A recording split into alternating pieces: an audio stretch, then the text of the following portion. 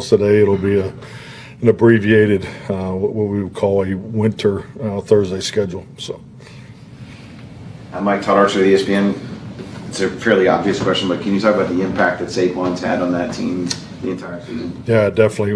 Just talking about it earlier. He's just taking their run game, which was always very good, to a whole different level. Not only the consistency, but be able to hit the home runs, you hit the big runs.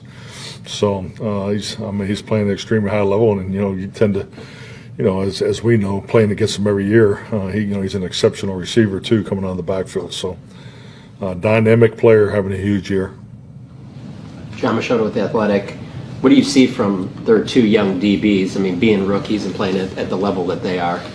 Yeah, very impressive. I think it's something clearly coming out of our game. I thought they played well, playing very, very consistent. And I think, the natural is when you go against a rookie and you have the, veteran like Slay on the other side, the natural reaction is to go towards the rookie more. And I think both those guys really have played at a very high level for rookies. And then what's the top thing that stands out to you about Jaylen Carter? Too much. He's definitely very gifted. There's a clip. Just his balance, his strength. He has it all. So just a powerful inside player. Has excellent range too. So he's definitely someone that you have to keep four hands on at all times. Okay. Calvin Watkins, Dallas Morning News.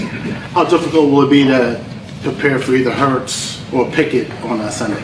Yeah, I think the biggest thing, for us, just playing a lot of football against Jaylen. So you do have a pretty clear understanding how he's going to play. He played obviously very well against us in the first game. Was able to get out of the pocket way too much in the first game. So that's, if he plays, that's something we definitely got to do a better job of. And then really, we're spending more time on Pickett, and obviously his play in the Washington game and so forth. So just watching what's going on there and understanding, they've signed a third quarterback to the practice squad. So just paying attention to what's going on this week.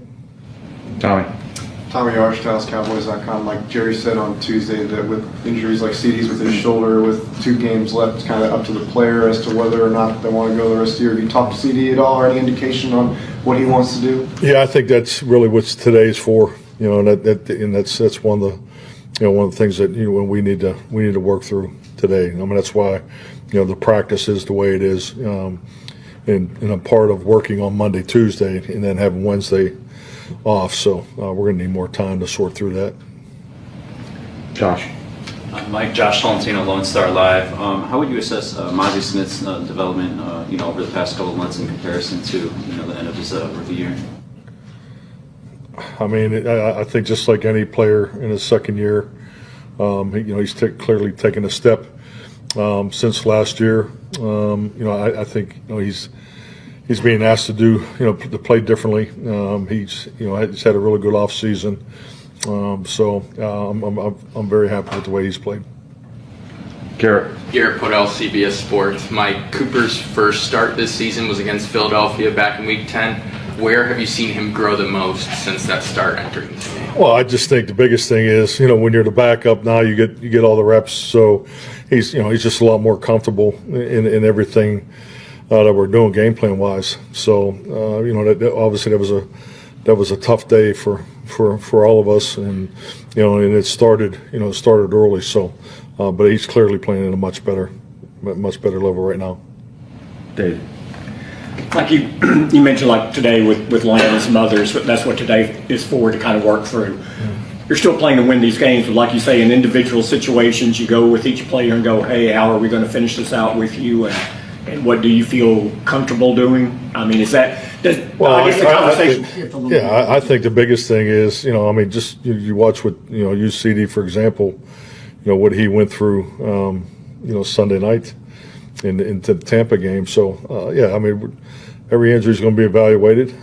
So the player and the medical staff, there's always collaboration on that, second opinions, and all those things on any injury that gets to a certain level. So that process won't change. I'm just being real here. Monday was their day off. Tuesday was Wednesday. So if you would have been down there Monday and Tuesday, I mean, you play on a Sunday night, and that was a physical football game. So we had a lot of guys moving through here Monday, Tuesday, and so we'll have a better handle on it once we get through today. And the other thing is we talk about a lot of younger players getting more time late in the season when teams don't win. But in some cases, like a Guyton, who is more about just going through the practice and doing things, can it actually help a young player at some point to kind of step back and look at things rather than play early after he's played for where he is? Or We play early. well, he played early. Oh, he played struggled early in the a year? little bit. Yeah, and now he hadn't played as much these last couple of games. In some cases, does it actually help a young player to step back and look at things? I think maybe in theory, but also Tyler was dealing with numerous injuries. Not just one injury. So he's had a lot to deal with and a lot to work through. I think he's done a great job battling back. So, but having him and Chuma available has worked out well for us. And so we'll see how the week goes. But most importantly, having both those guys ready to go is important. Is Kendricks in a similar situation as CD? He's battling back from stuff, and you got some young kids who you want to see play a little bit. Yeah, I mean, to be honest with you, everyone who's healthy is going to play. I mean, we're that's what it'll come down to. I mean, we're not having tryouts for young guys. That's not the mode here at all. So, like I said, we didn't. This is a little different week. So we're not a day behind, but we're not where we normally are coming out of a Wednesday. You get pretty good information when you practice on Wednesday. So as far as the status of the 48, so we'll know more today once we get off the practice field. Jasmine May, Dallas Cowboys Media. Coach McCarthy, I'm sorry if this is too similar of a question, but I was wondering, with your emphasis on player health and safety, how do you make game decisions when you have players who want to play through injuries and obvious pain, but you're balancing competitiveness with making sure that their health and safety aren't compromised? And would you say that your philosophy on that has evolved over time for any reason? Well, I think like anything, we've been working together since April, most of these guys. So, I mean, everybody has a relationship, with the trainer, the strength staff. There's a lot that goes into this, but, players are not forced to play. And that's why you have the return to practice group, you have the rehab group.